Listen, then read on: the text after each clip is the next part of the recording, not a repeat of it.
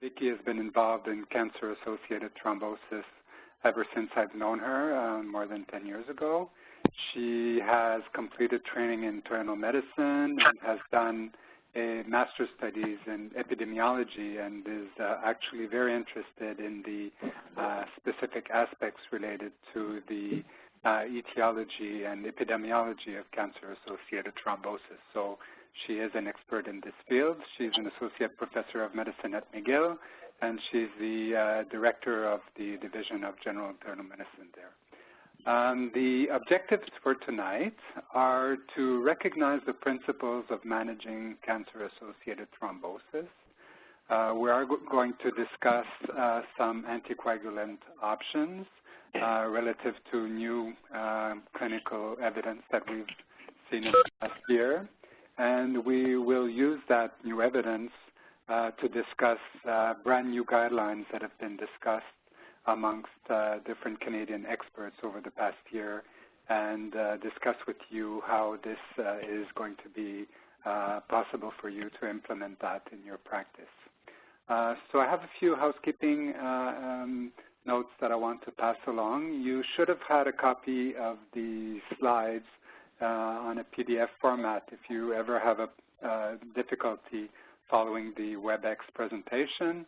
And you might have seen that in the upper right panel of your browser, there's a chat box that you can click and access the chat windows, and that's going to put you in a position to ask questions as we go along.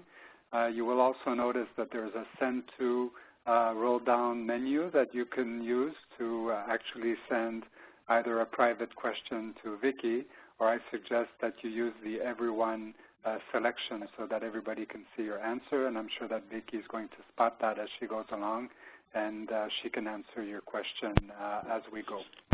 So with that, I'm going to pass it to Vicky, who's going to give us her talk. Great. Thank you, Normand, and thank you, David. So I'm very excited to present tonight's featured presentation on anticoagulant options for the management of acute cancer-associated thrombosis.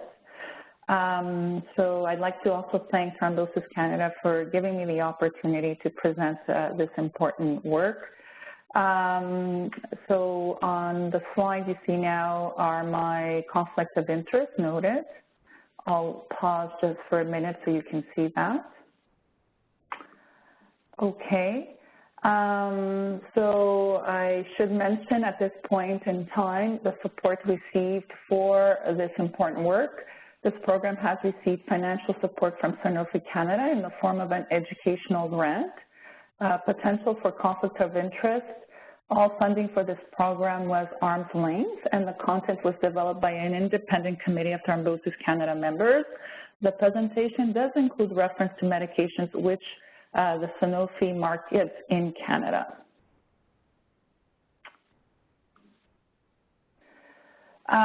Moreover, the content for this program was developed by a scientific steering committee from Thrombosis Canada. All faculty have been directed that any recommendations involving clinical medicine are to be based on evidence that is accepted within the profession, and all scientific research referred to, reported, or used in the CME or CPD activity in support or justification of patient care recommendations conforms to the generally accepted standards. And here we have the planning faculty for this CME or CPD activity we are participating in tonight. And you note there that included amongst my colleagues are indeed Normand Blais, with the program chair being Marc Carrier. Others included Mary De Carolis, Eddie Lang, Agnes Lee, and Laurie Sardo.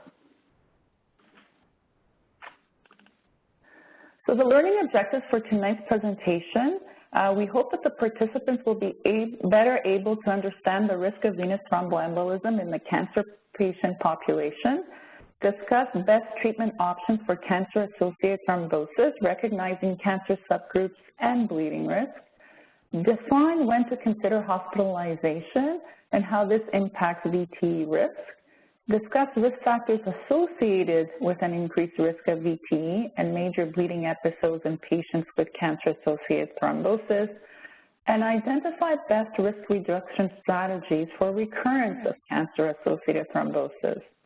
Examples of possible strategies could be patient education on adherence, looking at signs and symptoms of recurrence and bleeding, and better informing our patients about follow-up.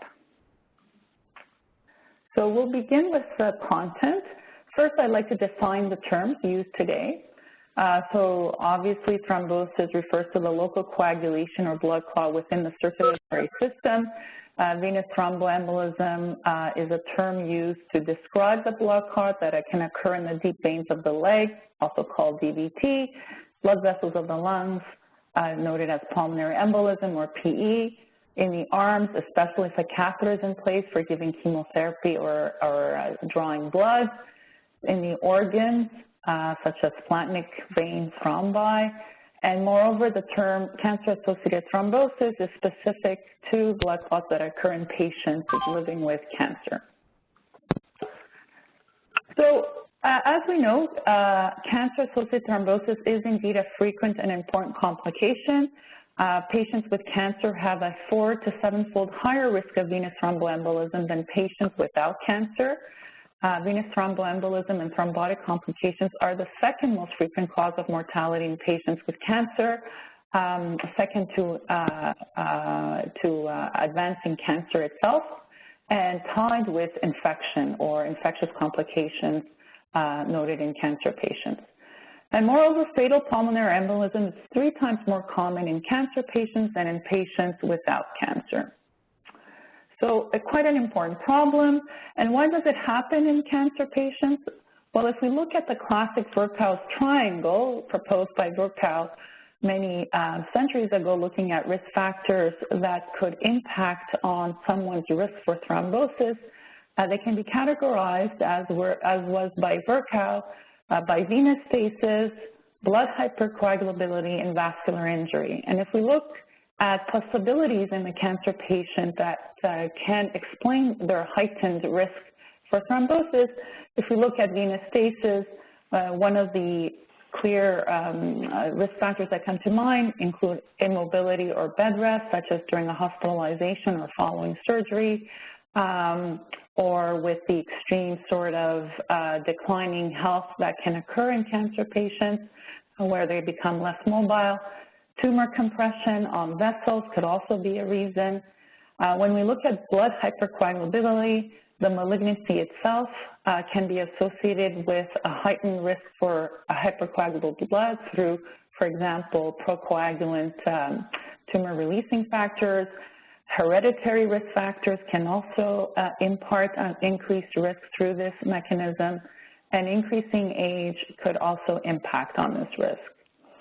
And finally, vascular injury is something that we note can be a medium or a pathway to increased risk of thrombosis in cancer patients, and this could be vascular injury from surgery, from the chemotherapy itself, from the central catheters that are used to deliver therapy and or draw blood, trauma, and finally intravasation of cancer cells into the bloodstream. So when does cancer-associated thrombosis occur? Interestingly, several epidemiologic studies have shown that cancer-associated thrombosis most frequently occurs in the first 3 to 6 months after cancer diagnosis. And so there seems to be a heightened incidence at that period of time, but it can't be observed at any time during the course of cancer patients' therapy. Moreover, we know that during periods of chemotherapy, there seems to be a heightened risk or an increased risk of venous thromboembolism that can vary anywhere from 2- to 6-fold increased risk.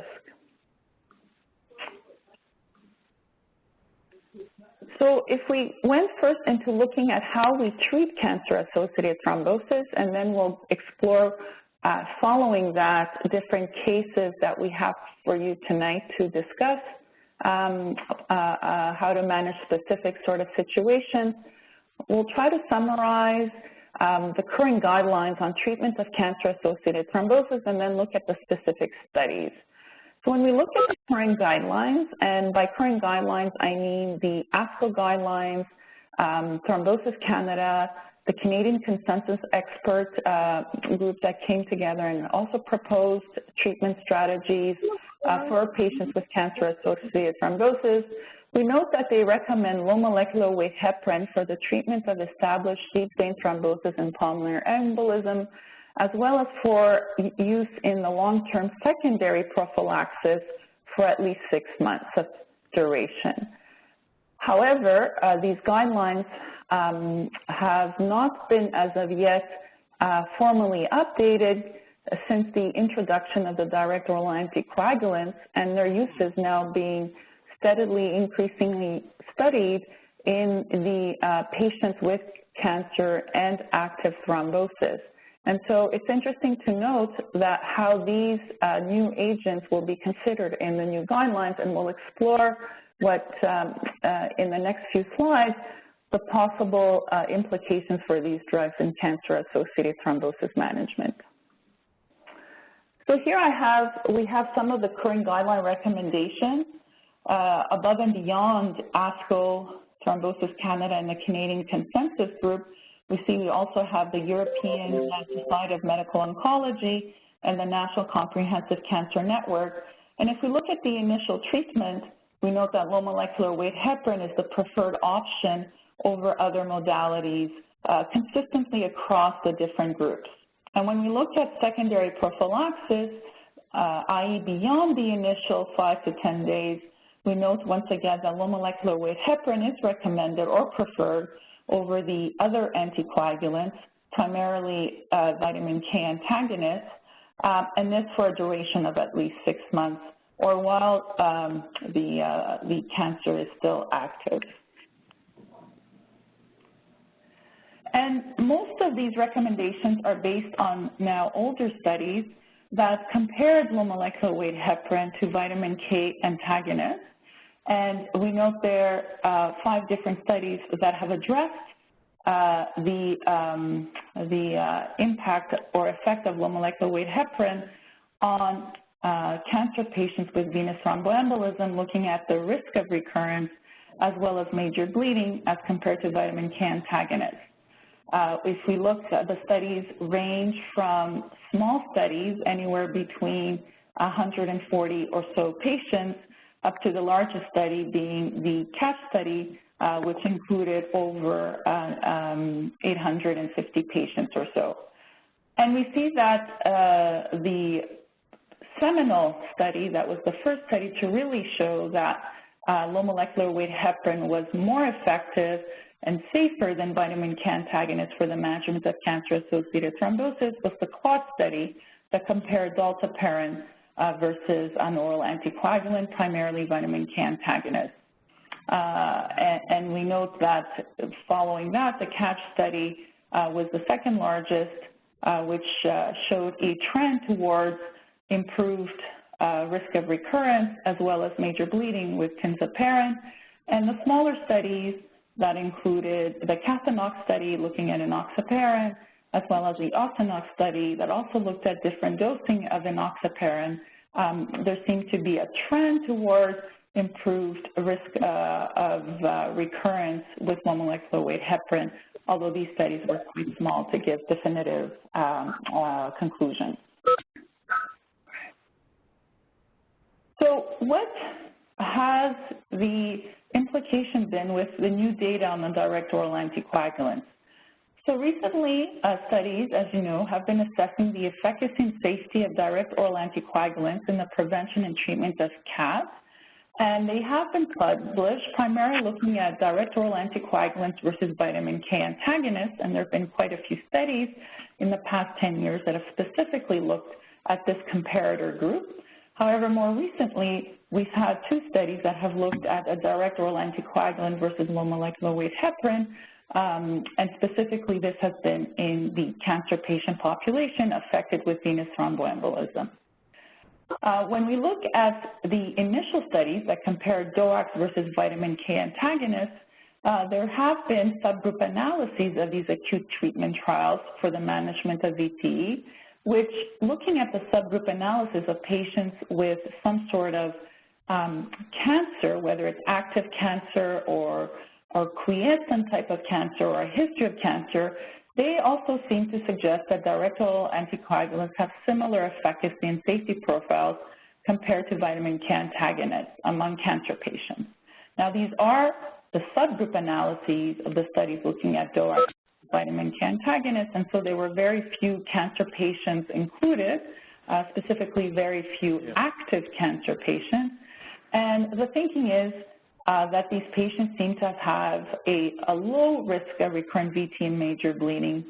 By definition, given that these were a small group of patients likely being enrolled into a study where it was felt that their cancer was semi-quiescent and not contributing to a high risk of thrombosis.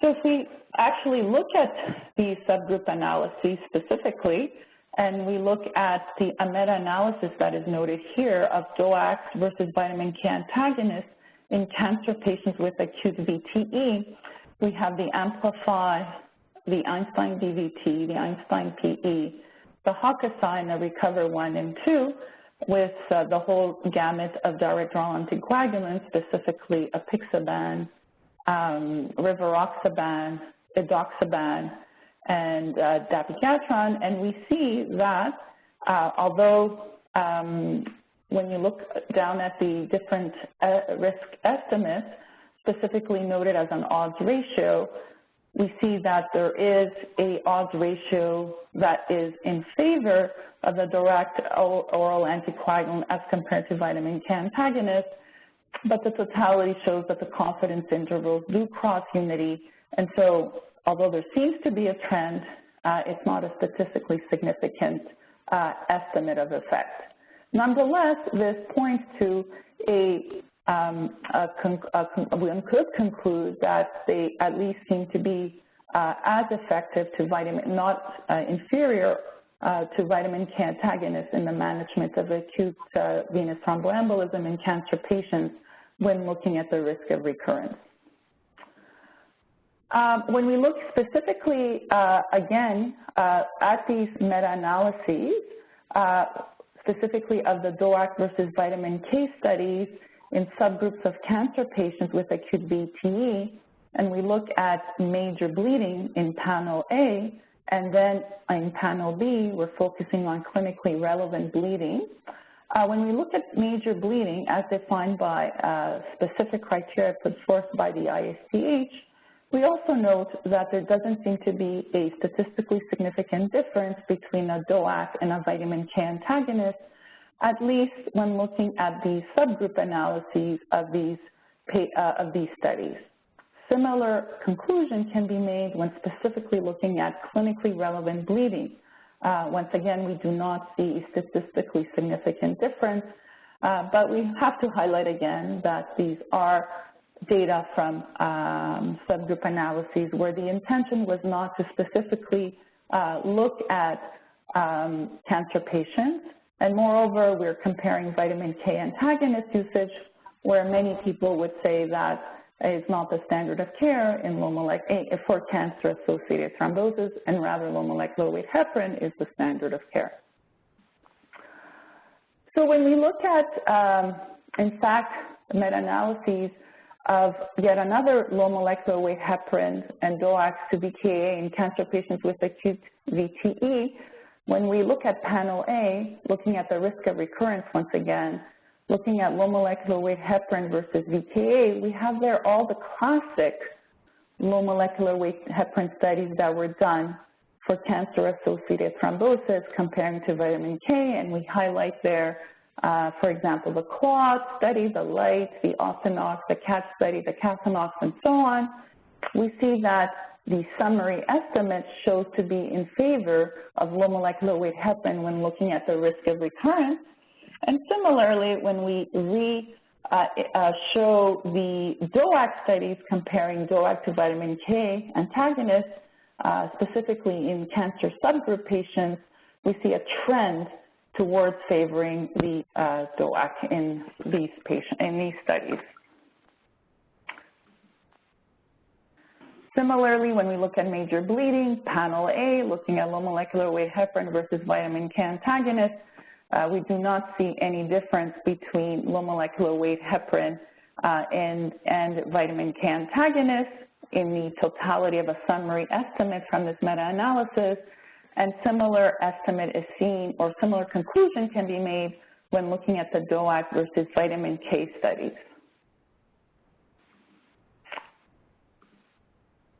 So just before I move on, what these different meta-analyses are showing in conclusion is that indeed we do not, up until the Hokusai VTE cancer trial that I'll be discussing next, did not have studies that directly looked at low molecular weight heparin versus a DOAC, but we could borrow from the DOAC versus vitamin K antagonist studies that were done in the general patient population affected with VTE, and at least look at these subgroup analyses, and then combine these different subgroup analyses to then do these meta-analyses, which seem to show that there seems to be a trend towards the DOAC decreasing the risk of recurrence with a similar risk in major bleeding.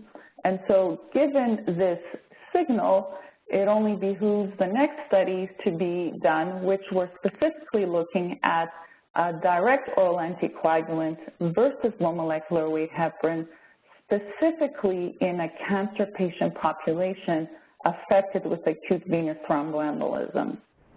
And so we then are able to answer the naysayers from these previous studies where the often argument was that we were not comparing to the standard of care, and moreover, we were not using an active cancer patient population. All that has changed with Hokusai VTE cancer study, and it's presented here. I briefly will describe it. The study design is an open-label, non-inferiority trial with 1,046 patients with cancer who had acute symptomatic or incidental VTE. Treatment was as follows. The interventions included random assignment of patients to receive any low molecular weight heparin for at least 5 days, followed by edoxaban at 60 milligrams once a day, or dalteparin at 200 international units per kilo for the first month, followed by dalteparin 150 international units per kilo daily. And this was for at least 6 months and up to 12 months. So physicians enrolling patients into the study were encouraged to keep their patients for at least 6 months on therapy, and thereafter it was up to the physician discretion whether or not treatment continued up to a maximum of 12 months. There's a note here for edoxaban. There was a reduced dose of 30 milligrams that can be used in patients with creatinine clearances of 30 to 50 mils per minute, or body weight of less than 60 kilos, or those receiving concomitant treatment with potent P-glycoprotein inhibitors, which are medications impacting on the B-glycoprotein gut transporter, which can then impact on the absorption of edoxaban. So the primary outcome was interesting. It was a composite outcome of recurrent venous thromboembolism or major bleeding during the 12 months after randomization, regardless of treatment duration. So the primary outcome was first to either a recurrence or major bleeding, both thought to be quite important in a cancer patient, in cancer patient management and treatment. So here we have a pictogram or figure that shows the scheme of randomization. Just to let you know that the VT had to be objectively confirmed, and there was an attempt to stratify patients for randomization based on bleeding risk, and there was a bleeding risk score that was provided, dose adjustment, and in the end, 114 sites in North America, Europe, Australia, and New Zealand were included in this study. We note once again that treatment was up to 12 months, but at least 6 months, and there was independent blind adjudication of all suspected outcomes. And moreover, there was a severity of major bleeding at presentation that was also adjudicated. This was a grading system that was applied to every major bleeding episode, and this was also adjudicated. So here we have the classical Table 1, which describes the baseline characteristics. You see that in general, the patients were well balanced between the two groups, with around 53% of patients being men in the edoxaban group versus 50% in the dalteparin group, median age of around 64 in edoxaban and 63 in dalteparin. And what I'll highlight is that most patients had several risk factors for bleeding, more than one. And you see there that 20% of the edoxaban group versus 23% of the dalteparin group had at least 3 risk factors for bleeding. Not surprising that active cancer was noted in 98% of the edoxaban group and 97% of the dalteparin group. And at least almost 3/4 had received cancer treatment within the previous 4 weeks. Of interest, the CRAN clearance was between 30 and 50 in 7% of the edoxaban group and 7.3% of the edoxaban group and 6.5% of the dalteparin group, and less patients on with platelets that were between 50 and 100. And in the end, about 23% of patients were on the lower dose of edoxaban, and there was also a group that ended up being on a lower dose of dalteparin during the therapy, although that was also dependent on physician preference. The different chemotherapy agents used are noted here. They could receive more than one anti-cancer drug at the time of enrollment, but treatment did not include anti-cancer therapy initiated after randomization. So patients' treatments were documented at baseline, and these were the treatments that were documented at baseline at the time of enrollment. And so you see that most of the therapies were anti-metabolites or platinum-based chemotherapies, and less so of the other agents. So these are the results. We have the classic Kaplan-Meier cumulative event rate, Kaplan-Meier curve for the primary outcome of the composite of recurrent VTE or major bleeding. And we see that there was no difference in the estimate of effect. Specifically, the hazard ratio was 0.97 with a confidence interval around 0.7 to 1.36. And so edoxaban was not non-inferior to dalteparin when it came to the primary outcome, which was the composite of either a recurrent or major bleeding.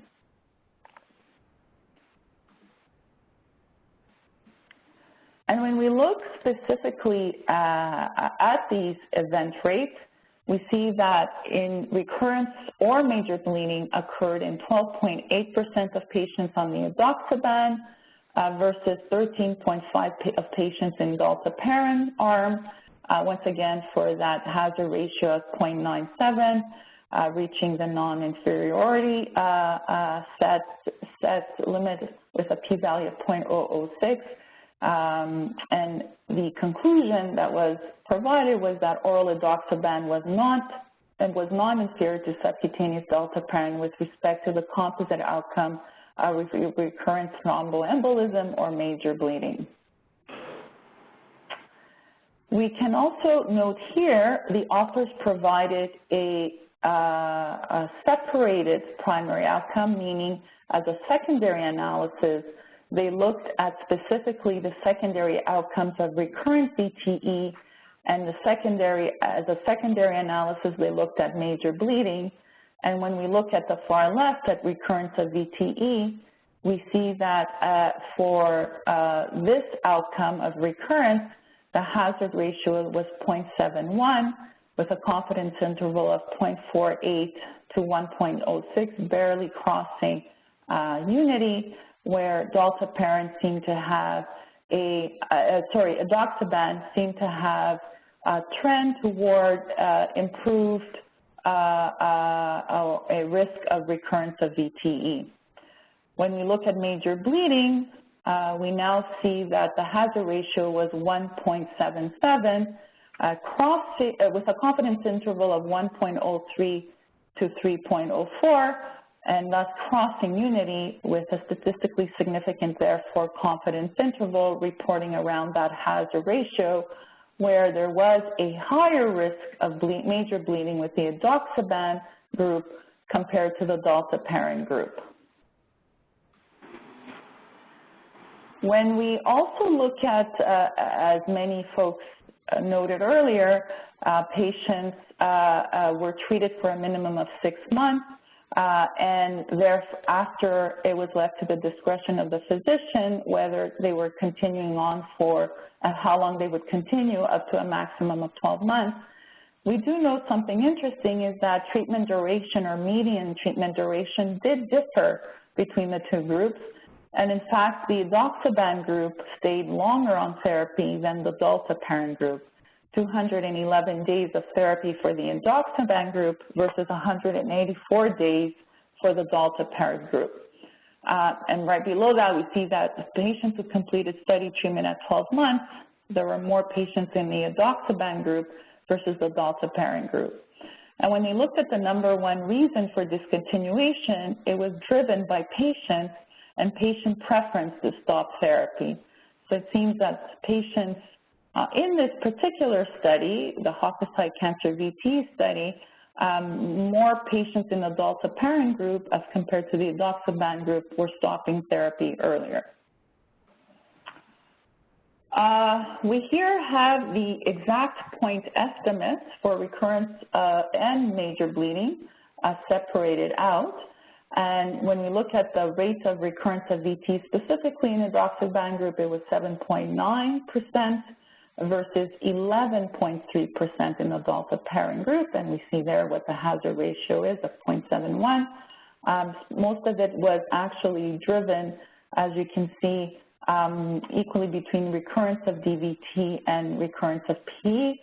And when we look at major bleeding, we now see that major bleeding sort of flipped, where 6.9% of the edoxaban group experienced a major bleeding event versus 4% in the dalteparin group, for a hazard ratio of 1.77, meaning a 1.7-fold increased risk for the edoxaban group as compared to the dalteparin group, with a confidence interval that's fairly tight around that 1.77. When we look at clinically relevant non-major bleeding, we see once again there was a tendency for more clinically relevant non-major bleeding in the edoxaban group than the dalteparin group, 14.6% versus 11.1%. Deaths seem to be fairly equivalent between the two, with 39.5% in the edoxaban group versus 36.6% in the dalteparin group, reflecting a patient population that has a high risk of death, by definition, given that all these patients had active cancer, with many of them having metastatic disease. There was, in the Hokusai Cancer VTE study, when they looked at specifically the types of bleeding and where most of the major bleeds were occurring, were in fact GI bleeds as compared to any other type of bleed, such as intracranial bleeding, for example. And when they looked at specifically who was getting these GI bleeds, there seemed to be a predominance of GI bleeding in patients with GI cancer. So when you looked at the GI cancer in each of the groups, there was 136 GI cancers in the edoxaban group versus 125 in the dalteparin group. and you see that 18 or 13.2% had a GI bleed in the edoxaban group versus 2.4% in the dalteparin group.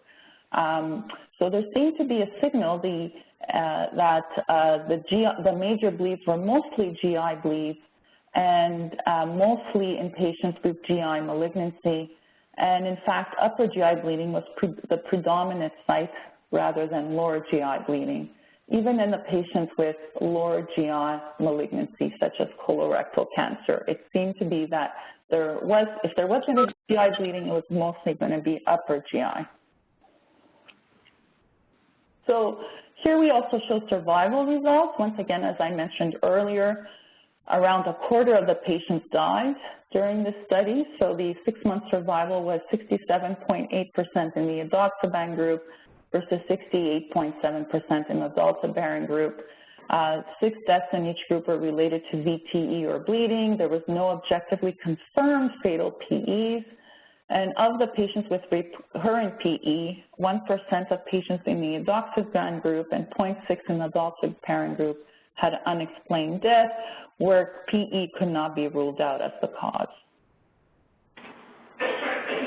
So that was the Hokusai Cancer VTE study. It was a study that came out at the same time, or was presented at the same time as another study, a pilot study, however, that now looked at rivaroxaban versus dalteparin. So now we still have the same low molecular weight heparin agent, but this time we're looking at rivaroxaban.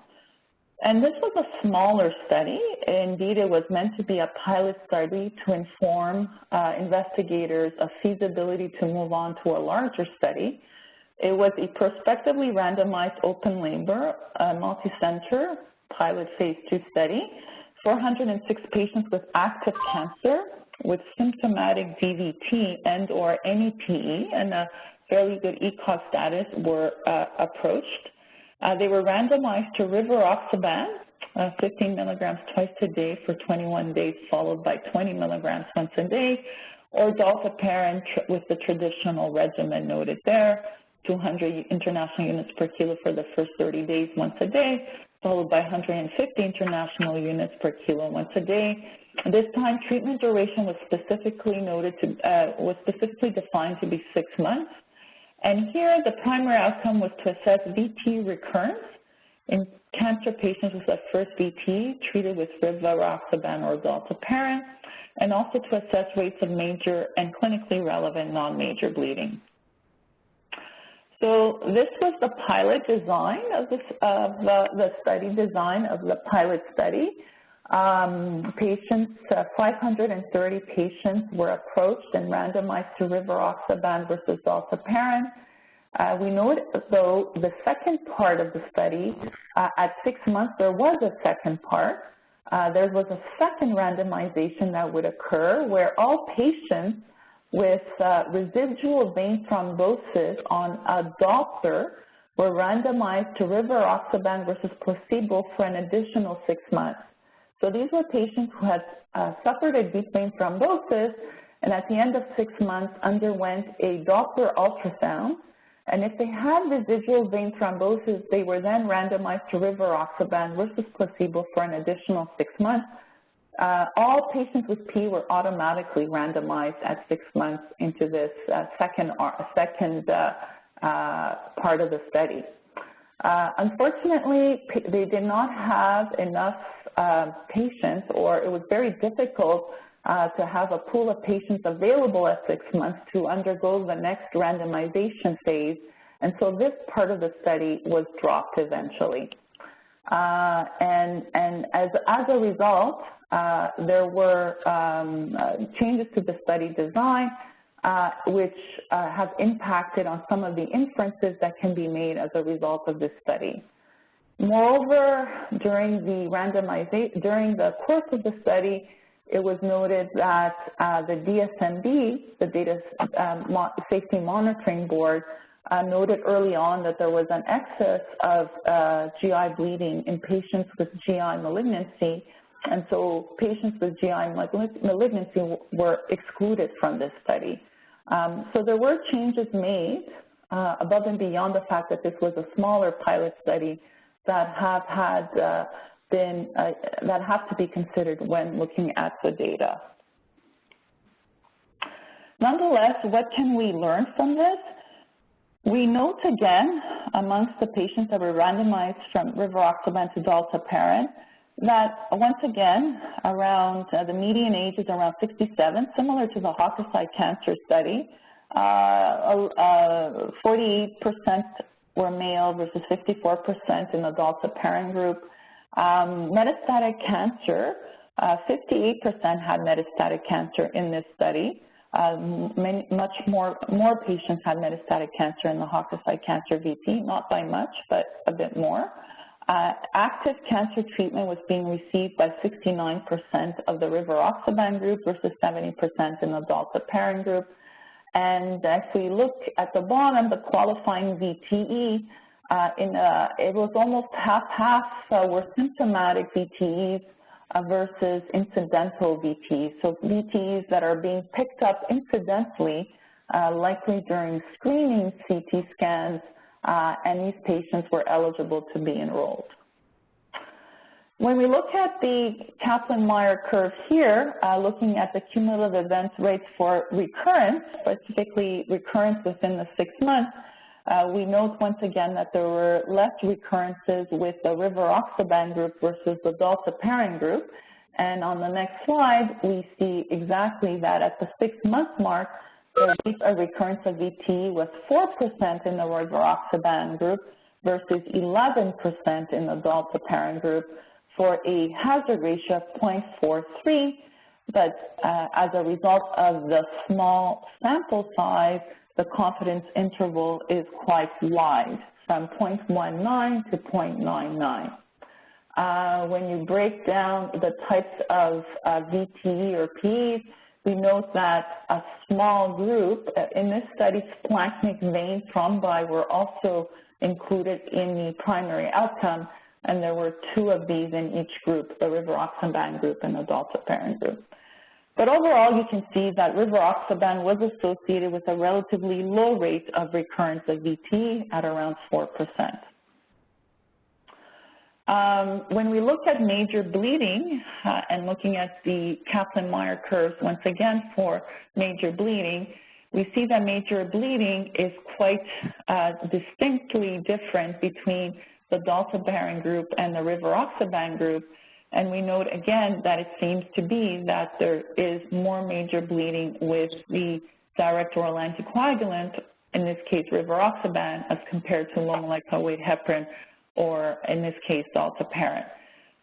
So we see major bleeding was 3% in the dalteparin group versus 5% in the rivaroxaban group, and that there was also distinction to be made between dalteparin and rivaroxaban when looking at clinically relevant non-major bleeding, 3% in the dalteparin group versus 12% in the rivaroxaban group. So there was more bleeding in total in the rivaroxaban group versus the dalteparin group. And when we see that, once again, the story of GI bleeding comes through. Most of the major bleeding events were gastrointestinal bleeding. No CNS bleeds were noted. And moreover, most of the clinically relevant non-major bleeds were gastrointestinal or urologic. Once again, survival was noted, was also determined, and the survival in this study was 75% in the rivaroxaban group versus 70% in the dalteparin group. So overall, 26% of patients died, and 88% died because of progressive cancer, 2% because of fatal PEs. Now, these are the 2 studies that have been to date published and have specifically looked at comparing a DOAC versus low molecular weight heparin for the management and treatment of acute cancer-associated thrombosis. And just this year, we had a systematic review and meta-analyses put together that combined the risk estimates from these 2 studies. And in the top panel, we look at both studies, the RASCOB study being the Hokusai Cancer VTE study and the Young study being the rivaroxaban or SELECT-D study.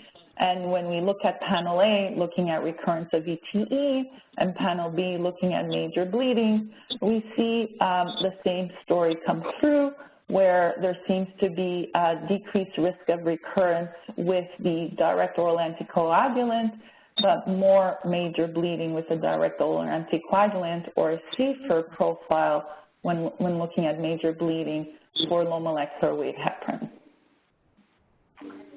So that is sort of the, before I move on, the totality of evidence thus far published that looks at the initial therapy for cancer-associated thrombosis. Several studies have been done looking at low molecular weight heparin versus vitamin K antagonists. And in the last year, we now have the direct oral anticoagulants being compared to the standard of low molecular weight heparin. We'll touch base at the end of this presentation and comment on what the significance of this is vis-a-vis the day-to-day management of cancer patients with associated thrombosis. But before we do that, we thought we'd also sort of talk a little bit about issues vis-a-vis the management from an inpatient versus outpatient perspective of these patients who present to hospital. And a question often is asked is when to hospitalize a cancer patient who presents with, for example, pulmonary embolism. And it's important to note that many factors come into play when making this decision. First and foremost, it depends on the severity of the pulmonary embolism, and estimating the risk of adverse outcomes is therefore quite important. Although we do not have specific scores or prediction models to help us determine who is safe to discharge home for a cancer patient who has a complication of an acute thrombi, we do have scores that have been developed to determine mortality and adverse outcomes in patients with venous thromboembolism in general, and this is the Pulmonary Embolism Severity Index, and there is a simplified version called the SPESI, and these have been widely validated to be able to adequately determine adverse outcomes and mortality at 30 days for patients presenting with acute pulmonary embolism. I'll show the two scores on the next slide, but most of you'll see the factors that go into this score are clinical-based and patient-based, but there is ongoing work looking at biomarkers and adding biomarkers to these scores, including, for example, troponin, BNPs, pro-BNPs, and so on, as well as echocardiography parameters that could further refine the risk score. And there's some work being developed looking at specifically in cancer patients. But having said all this, we and others have shown that there is in Canada and in Europe an increasing trend to the outpatient management of pulmonary embolism, and likely instigated or at least facilitated by the important pressure on our healthcare system to reduce the strain on our inpatient resources. And although it may not be so clear to see, you can see here the PESI score and the SPESI score. The simplified score has been shown to work just as well as the PESI score in determining risk of death and adverse outcomes at 30 days in a patient who who presents to emergency room with pulmonary embolism. And you can see simply that these are mostly patient-derived factors and clinical factors, and there are no lab parameters that are included here. We'll get back to this score when we apply it to one of our cases at the end of this talk. So When we move on, I want to talk about, in the next few slides, the summary and key learnings that we've had from the low molecular weight heparin versus DOAC for the treatment of cancer-associated thrombosis. I think the data is quite riveting and quite important, and actually helps further and refine the treatment of cancer-associated thrombosis. But there are specific clinical considerations that have to be taken into regarded when managing a patient, as well as the patient's considerations. I think one of the messages coming forth is that we need to really be tempered in our use of direct oral anticoagulants in patients with gastrointestinal cancer and potentially patients with uroepithelial malignancies, given the trend we're seeing in both these studies of a GI signal for bleeding, and that this is mostly in patients with GI malignancy, and the signal we're seeing for clinically relevant non-major bleeding being primarily including patients with GU malignancies. I think the other consideration here is the special patient population, specifically patients with renal dysfunction. As you saw, there were very few patients with creatinine clearance between 30 and 50 mils per minute that were included in the Hokusai Cancer VTE and SELECT-D studies. So I think with patients that are nearing in this realm of 30 mils per minute and below, we have to be quite careful in the use of direct oral anticoagulants in this patient population.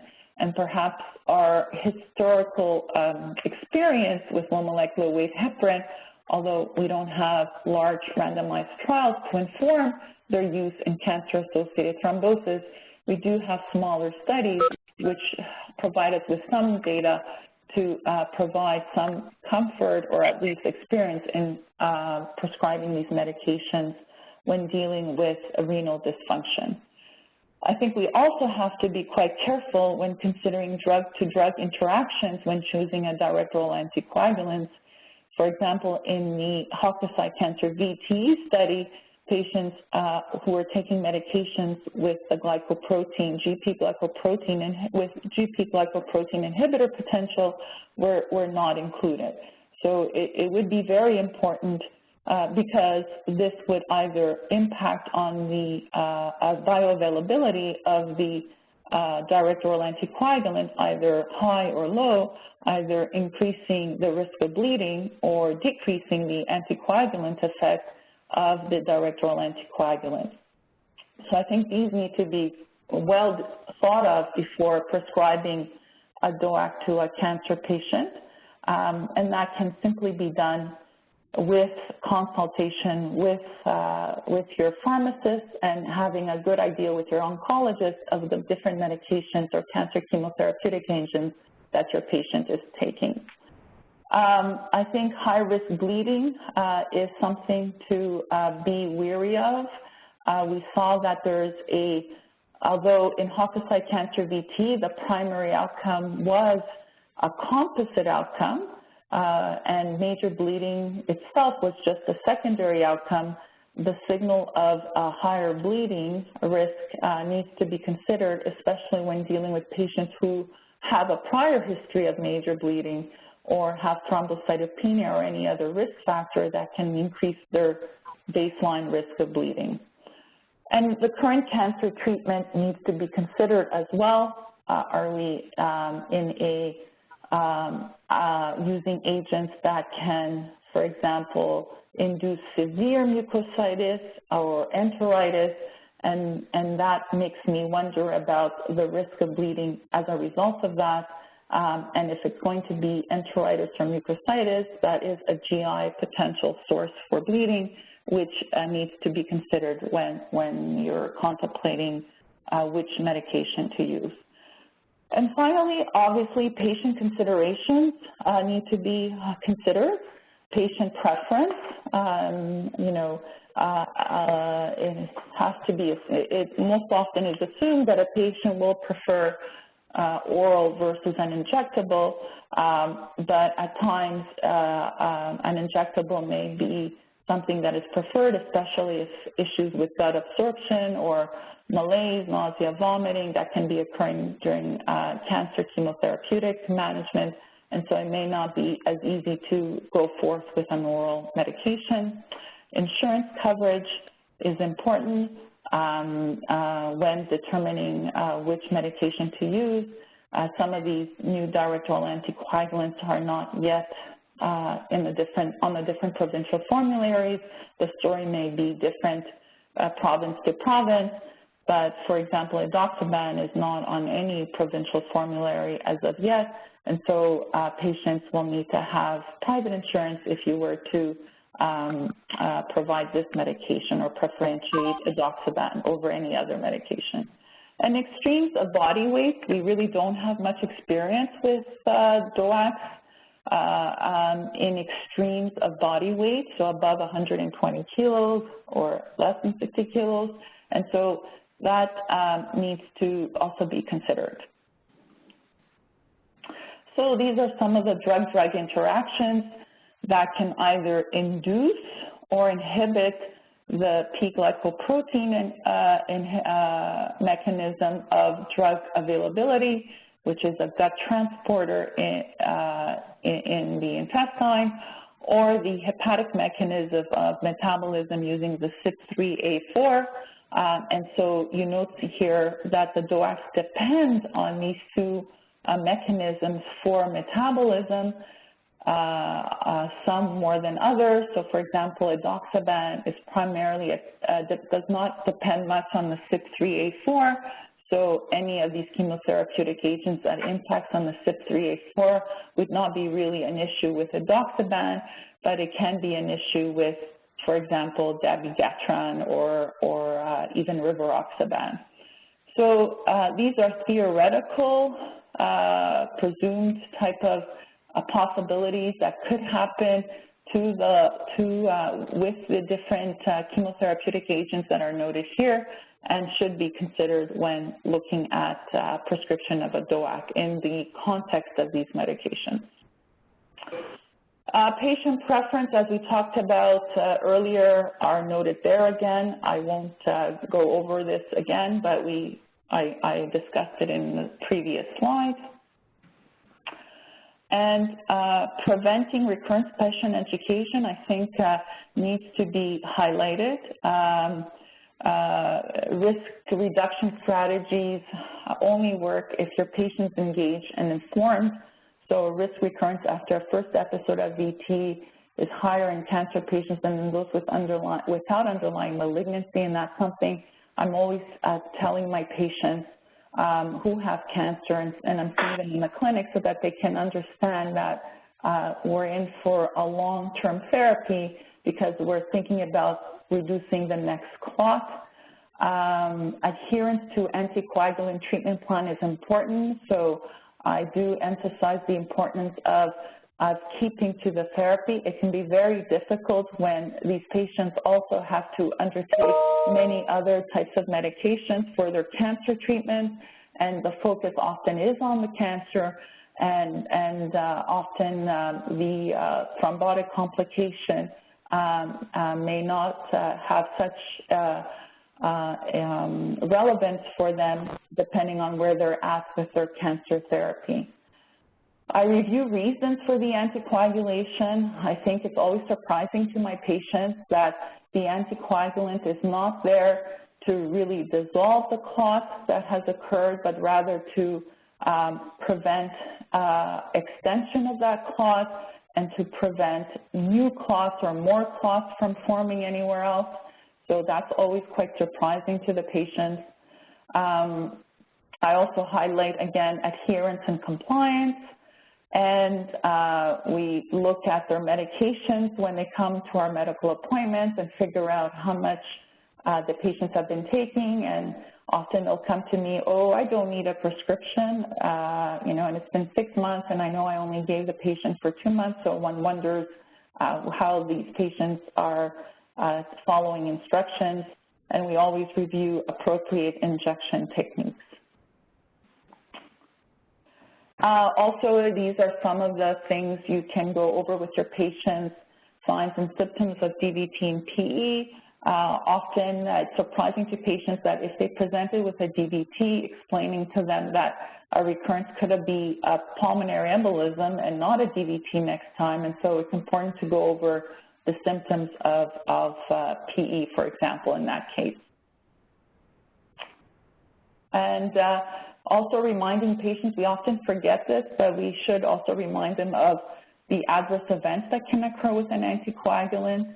Often they're more concerned of these medications causing, for example, hair loss, liver problems. Perhaps I've even had people thinking that it'll bring on a new cancer because they're going to be on this medication for a long time, and can it interfere with their chemo and give them more cancer? So usually I deflect and focus on the main complications and the serious complication of major bleeding, and often go through the different signs and symptoms that they should be aware of. And here we engage our patients on the various risk factors and preventative measures all the time. We make informed decisions in partnership with their other healthcare providers. We aim to address patients' individual needs and preferences, and use a lot of patient education materials that you can also find through any society, especially Thrombosis Canada online. On their website, they have a lot of great material you can use with your patients, both in English and French. And here we are, and the website is noted there.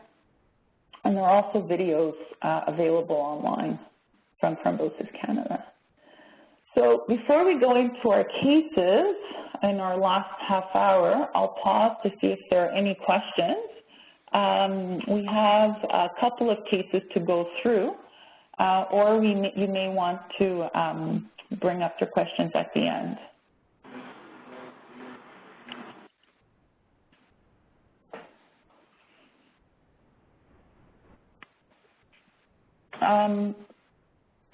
Oh, Vincent. Vincent is asking, now let me figure this out. Where would the question be? Because it disappeared.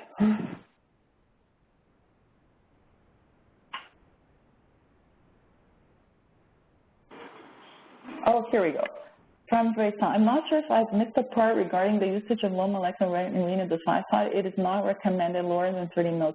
In hospital, they may use heparin for those severe renal patients, but it would not be feasible in our outpatient center. Would you mind clarify that or elaborate on that? Perfect. Yes, Vincent. So in general, below, you're right, correct. As a general rule, with creatinine clearances less than 30 mL per minute, especially when admitted to hospital, where potentially there's big fluctuations in creatinine clearance because of ongoing issues requiring hospitalization, and patients can easily come in with 30 mL per minute, and you know, by 48 hours could be even worse than that. We will often use unfractionated heparin, but there is quite a bit of data to show that based on both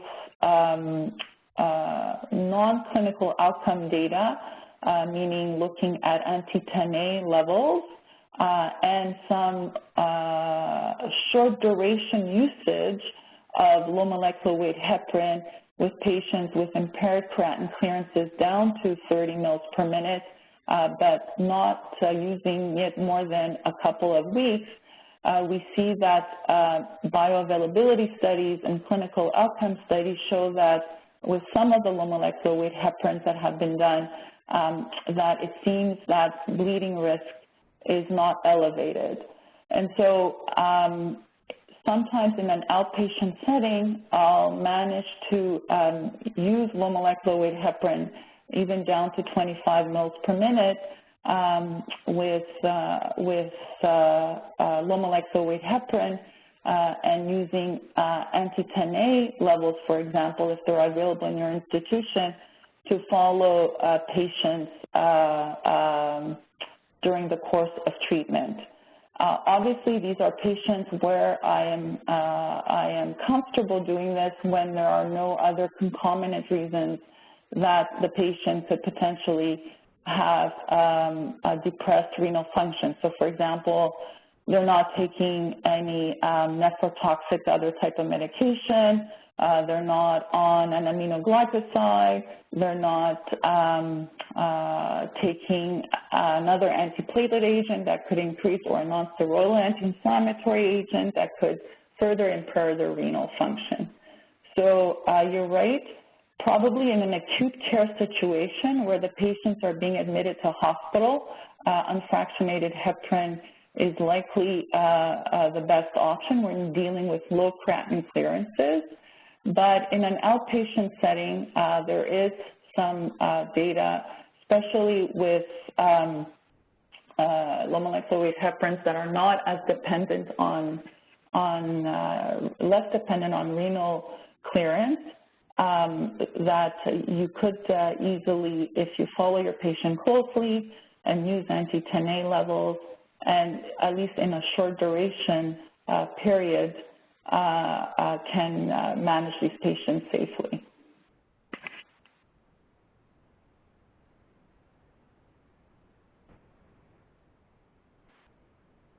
Okay. From the renal, Norma.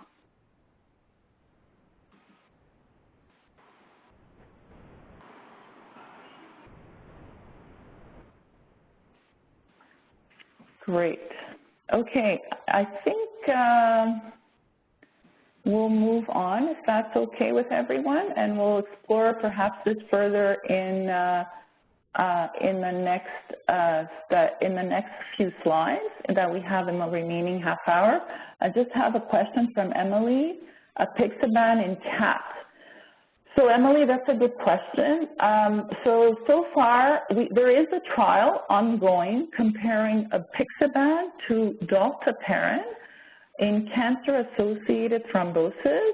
The trial is called Caravaggio. It's entirely based on sites in Europe, and it's actually probably, I think, 3/4 of the way through. So we hope, I think they'll finish enrolling next year in 2019, but so we won't have data on apixaban until at best later in 2019 or in 2020. But we're also, like you, anticipating that, those results.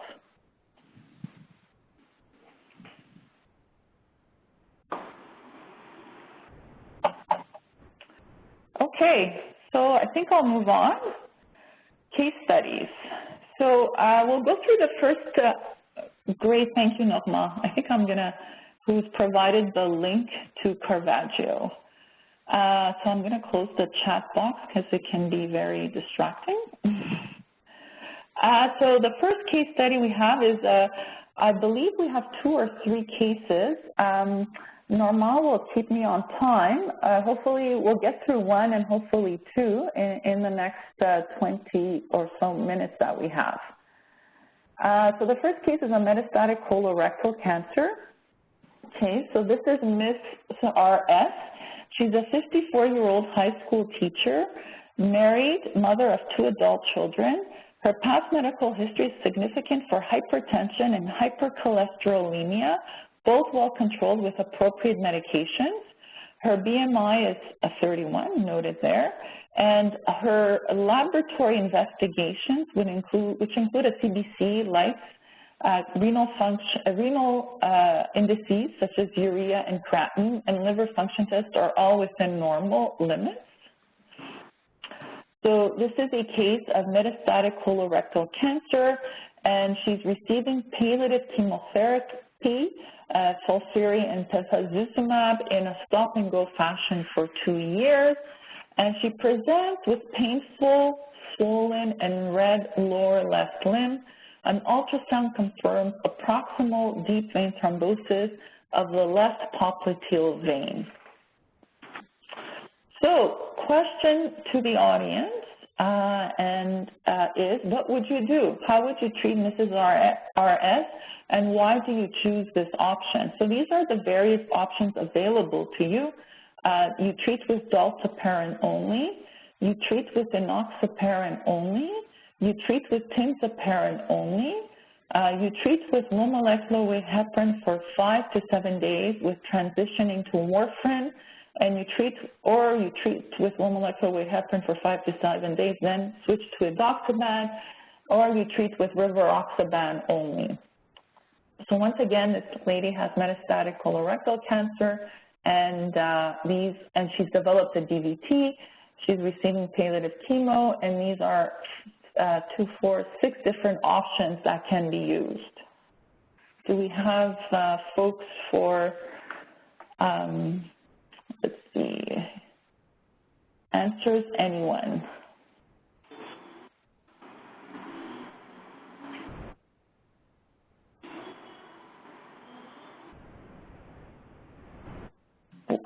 Are there folks who would, let's see, still consider warfarin for the management of cancer-associated thrombosis?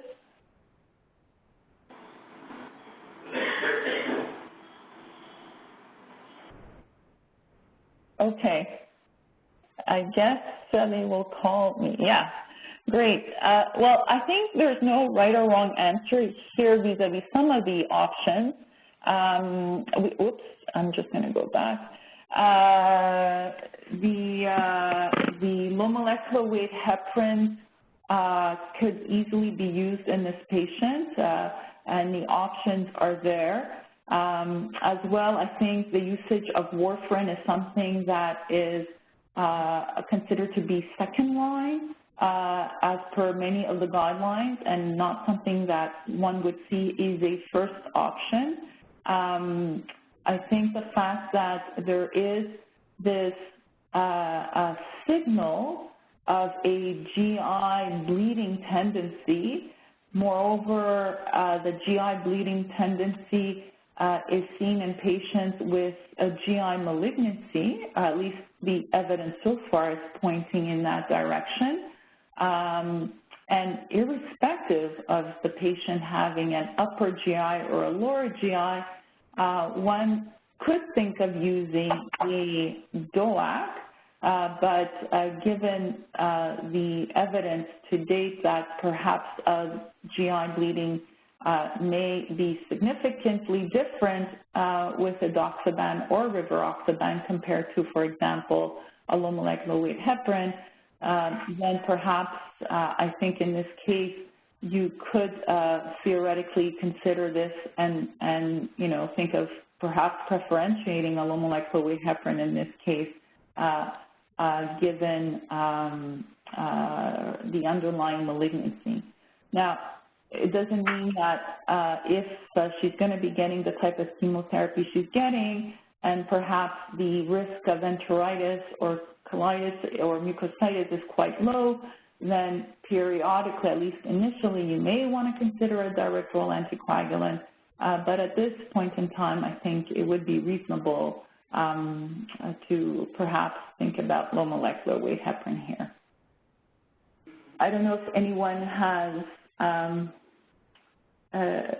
what other best way to reach out to folks if they want to discuss this further. But if there are no specific concerns with this type of management, let's see what happens next. So here, her renal function is decreased to a creatinine clearance of 29 mils per minute. So we just discussed quite adamantly about the safety of any real anticoagulant with creatinine clearances below 30 mils per minute, with the exception of warfarin.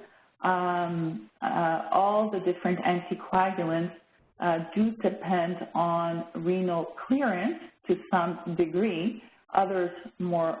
So the direct oral anticoagulants, as you know, are quite dependent on creatinine clearance or on renal elimination or mechanism, having an clearance through a renal system, and in cancer patients specifically, where often you are faced with nephrotoxic agents that can be given, even at creatinine clearances between 30 and 50, you have to think about it and follow your patient closely when considering using a direct oral anticoagulant.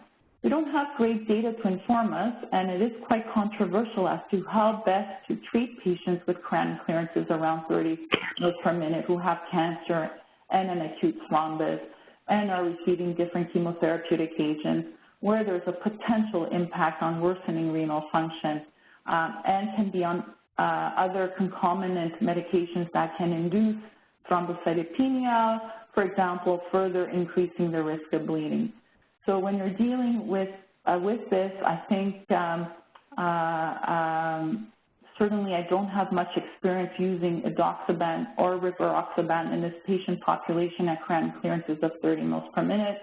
Most of my experience is with low molecular weight heparin at this level of creatinine clearance, and most of my experience has shown me that these patients are outpatients, continue to be outpatients, often difficult to manage with Coumadin, especially if they're going to be getting GI-induced mucositis or enteritis with their chemotherapy. And so often the course is either going to be, which makes Coumadin difficult to manage. And so often it is going to be that option versus close follow-up with low molecular weight heparin. But really, if I have anti-10A surveillance, then that is something that I often will do. I have been known to use Coumadin as well when dealing with such low creatinine clearances.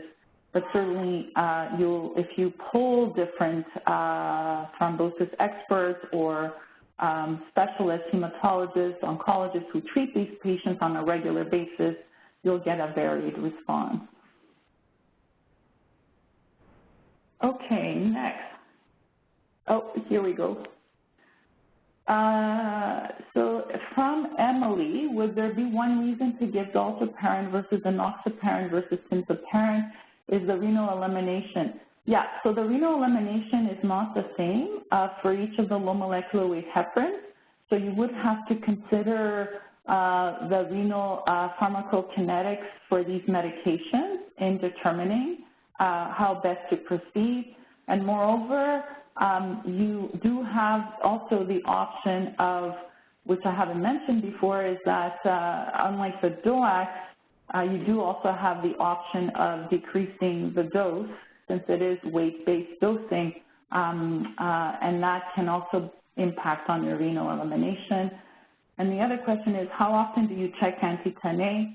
So I generally will check when I start the patient in the first, upon starting them with low molecular weight heparin, I will check in the first 72 hours of initiation, and then I'll do it 1 week later.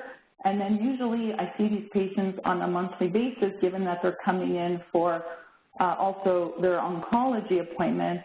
And then I'll be checking once a month, given that this is a very volatile type of patient population vis-a-vis renal function. I do this in non-cancer patients where the follow-up is not as frequent or every month. Okay. Next. And so here we have renal function surveillance for creatinine clearance less than 50, especially in the cancer patient population, as we've already discussed. Therapeutic doses of low molecular should be avoided in case of severe renal disease unless monitoring by anti-factor 10A heparin levels, and that's something I certainly do in my practice.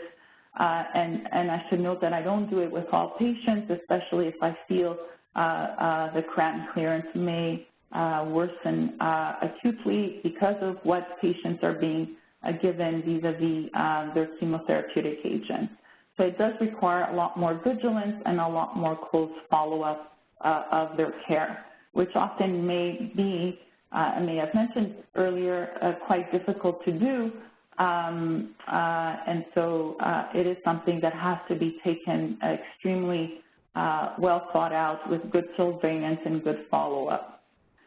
And then, of course, in patients in end-stage renal disease requiring dialysis, then I think there's really low molecular weight heparin is not something that I use in these types of patients. There are some preliminary data that suggest that it can be used with extreme care, but I think it's something that needs to be addressed case by case, and certainly not something that can be advocated on a general basis. So then we move on to low molecular weight heparin in patients with CAS and renal insufficiency. This is some of the data we had asked for patients with that I had alluded to earlier. Both the CLOT study and the CATCH study have provided some subgroup analyses or post-hoc analyses since the publication of the original studies that have gone out to look at this issue of renal insufficiency. The CLOT study looked at creatinine clearances less than 60 mils per minute, and you note there when they compared at the top looking at VTE, where you see variable, and below that looking at major bleeding, comparing dalteparin to vitamin K antagonist.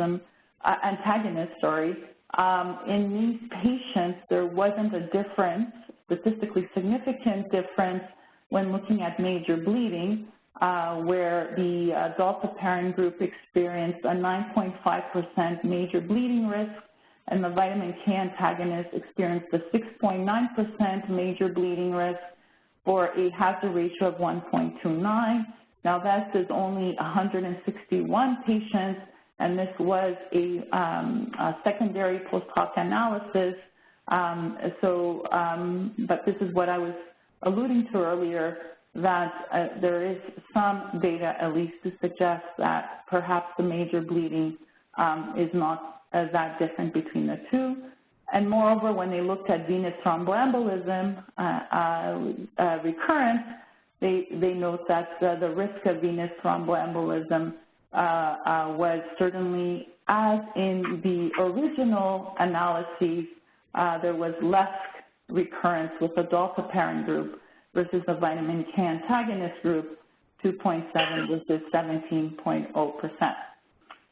And when they looked at the CATCH study, so now the CLOT study was less than 60 mils per minute with very, very, very few people below 30 mils per minute.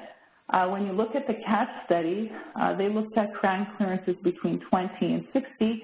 They had a fair, some more people, slightly more below 30, but most patients were between 30 and 59 mils per minute. And they also showed no statistical significant difference between tinzaparin, because the CATCH study looked at tinzaparin versus vitamin K antagonist when looking at major bleeding, 8.1% on the vitamin K antagonist group versus 4.3% in the tinzaparin group. And they had a little less, few people, 131 patients. And similarly, venous thromboembolism was not statistically different between the two groups.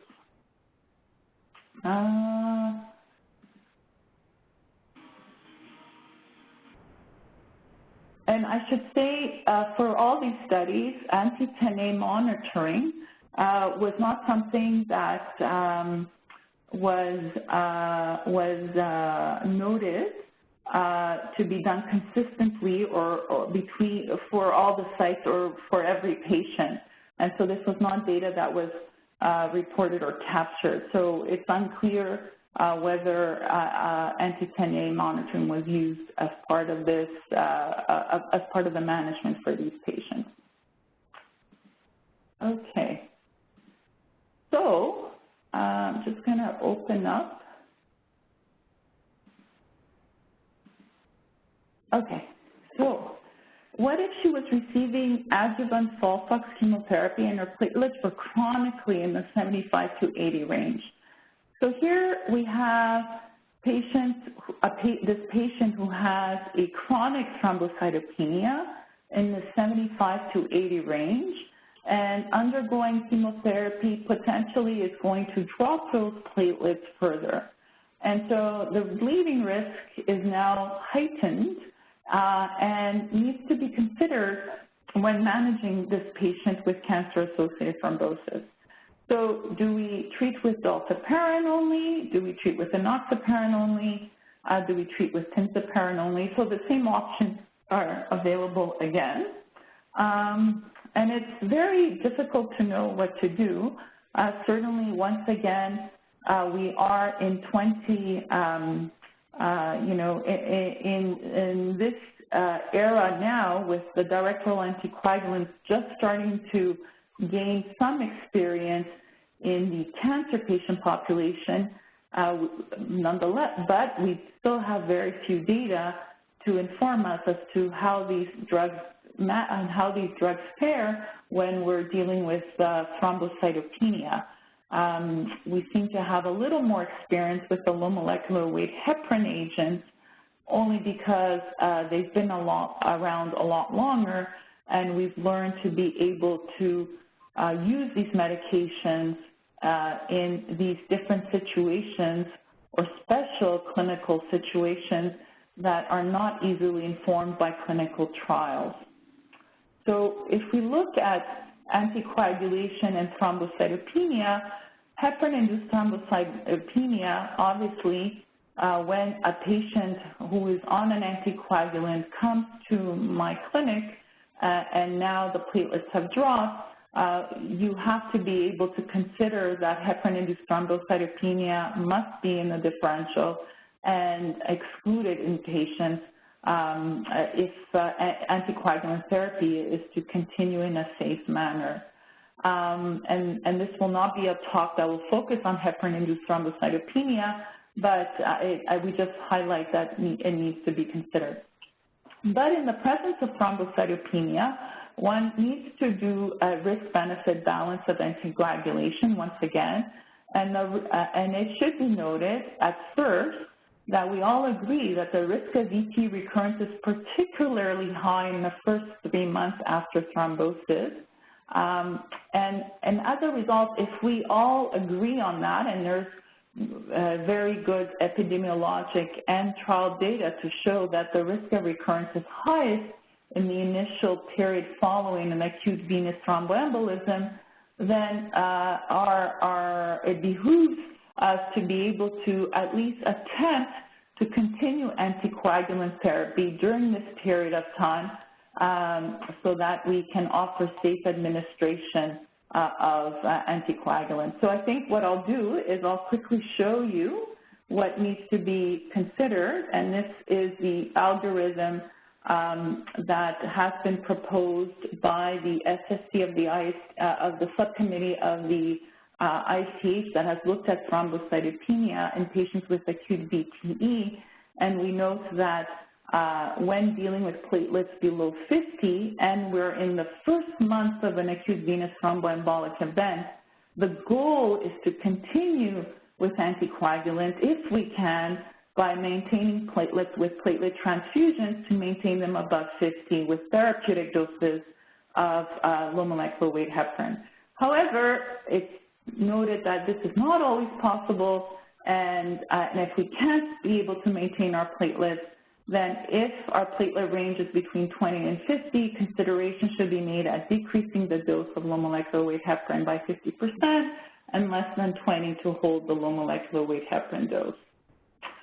And here we have the ICH SSC that tells us what to do, what they suggest in guiding us beyond the 1 month, so after that first 4 weeks where the risk of recurrence is not as high, and at that point, if our patients are with platelet counts between 20 and 50, we can consider using an intermediate or a prophylactic dose of low molecular weight heparin, and below 20, it's suggested to not use low molecular weight heparin. So I think we have gone through a lot of material. The hour is up. The last case is available to you, and you can look through it. And I'm sure David will reach out. You can reach out to us for if you have any questions or concerns and would like clarification on some of the later cases that are presented. Unfortunately, it's a long sort of presentation with going over carefully the data in this area. And the great thing about this program is that we do individualize some of the concerns according to cases, and you may be able to identify with some of these patient populations in your own clinic. I hope it's been useful to you, and please do not hesitate to reach out to our organizers, and we can perhaps answer your questions if you do have some questions at a later date. And I want to thank David and Normand for all their help in launching this tonight. Thank you, Vicki, for your great presentation. I hope that you everybody's enjoyed this evening's program and found it valuable with their time. Again, as Vicki said, please send any questions to us, info@Thrombosis Canada, or and also watch out on our website. We will have a copy of this presentation available for download when we have archived the presentations that are happening this week. And again, thank you very much for your time. Thank you, everyone.